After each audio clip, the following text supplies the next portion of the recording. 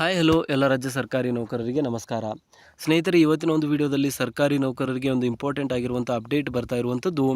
Specially ಯಾರೆಲ್ಲ 1/7/2022ರಿಂದ 31/7/2024 ಅಂದರೆ ಈ ಒಂದು ಟೈಮಲ್ಲಿ ಸುಮಾರು 18,000 ಸರ್ಕಾರಿ ನೌಕರರು ನಿವೃತ್ತಿಯನ್ನು ಹೊಂದಿದ್ದಾರೆ. ಅಂತಹ ಸರ್ಕಾರಿ ನೌಕರರಿಗೆ DCRG ಕಮ್ಯುಟೇಷನ್, EL ಎನ್ಕ್ಯಾಶ್ಮೆಂಟ್ ಇನ್ನಿತರ ಎಲ್ಲ ಸೌಲಭ್ಯಗಳನ್ನು 7ನೇ ವೇತನ ಆಯೋಗದ ಅಡಿಯಲ್ಲಿ ನೀಡಬೇಕು ಅಂತ ಒಂದು ಮಹತ್ವದ ಆದೇಶವನ್ನು ಕರ್ನಾಟಕ ಸರ್ಕಾರ ಇದೀಗ ಹೊರಡಿಸಿದೆ.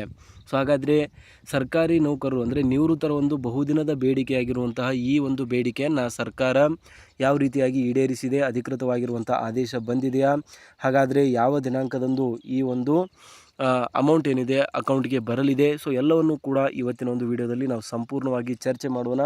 ಬಟ್ ಅದಕ್ಕಿಂತ ಮುಂಚೆ ಯಾರೆಲ್ಲ ಇನ್ನೂ ಚಾನಲ್ಗೆ ಸಬ್ಸ್ಕ್ರೈಬ್ ಆಗಿಲ್ಲ ದಯವಿಟ್ಟು ಸಬ್ಸ್ಕ್ರೈಬ್ ಮಾಡ್ಕೊಳ್ಳಿ. ಸರ್ಕಾರಿ ನೌಕರರಿಗೆ ಉಪಯುಕ್ತವಾಗಿರುವಂಥ ಮಾಹಿತಿಯನ್ನು ನಾವು ಡೇ ಟು ಡೇ ಕೊಡ್ತಾ ಇರ್ತೀವಿ. ಸೊ ಸ್ನೇಹಿತರೆ, ನಮಗೆಲ್ಲರೂ ಕೂಡ ಗೊತ್ತಿರೋ ಹಾಗೆ ಕೆಲವು ವರ್ಷಗಳ ಹಿಂದೆ ಬೇಸಿಕಲಿ 2 ವರ್ಷಗಳ ಅವಧಿಯಲ್ಲಿ ಏನೆಲ್ಲ ಸರ್ಕಾರಿ ನೌಕರರು ನಿವೃತ್ತರಾಗಿದ್ದಾರೆ ಅವರಿಗೆ 6ನೇ ವೇತನ ಆಯೋಗದ ಅಡಿಯಲ್ಲಿಯೇ DCRG ಕಮ್ಯುಟೇಷನ್ ಮತ್ತು EL ಎನ್ಕ್ಯಾಶ್ಮೆಂಟ್ ಎಲ್ಲ ಸೌಲಭ್ಯಗಳನ್ನು ನೀಡ್ತಾ ಇರೋದರಿಂದ ಸರ್ಕಾರಿ ನೌಕರರಿಗೆ ಭಾರಿ ಪ್ರಮಾಣದ ಒಂದು ನಷ್ಟ ಆಗ್ತಾ ಇತ್ತು. ಸೊ ಈ ಒಂದು ವಿಷಯಕ್ಕೆ ಸಂಬಂಧಿಸಿದಂತೆ ಕರ್ನಾಟಕ ರಾಜ್ಯ ಸರ್ಕಾರಿ ನೌಕರರ ಸಂಘ, ಕರ್ನಾಟಕ ರಾಜ್ಯ ನಿವೃತ್ತ ನೌಕರರ ಸಂಘ ಎಲ್ಲರೂ ಕೂಡ ಸರ್ಕಾರದ ಗಮನವನ್ನು ಸೆಳೀತಾರೆ. ಫ್ರೀಡಮ್ ಪಾರ್ಕ್ನಲ್ಲಿಯೂ ಕೂಡ ಒಂದು ಪ್ರತಿಭಟನೆಯನ್ನು ಮಾಡಲಾಗುತ್ತೆ. ಸೊ ಎಲ್ಲ ಒಂದು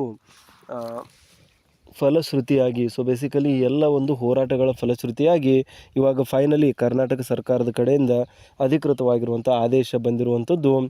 ಏನು ಆ ಒಂದು 18,000 ನೌಕರರು ಅಥವಾ ನಿವೃತ್ತರಿದ್ದಾರೆ ಅವರಿಗೂ ಕೂಡ 7ನೇ ವೇತನ ಆಯೋಗದ ಸೌಲಭ್ಯವನ್ನು ನೀಡಬೇಕು ಅಂತ ಆದೇಶವನ್ನು ಹೊರಡಿಸಲಾಗಿದೆ.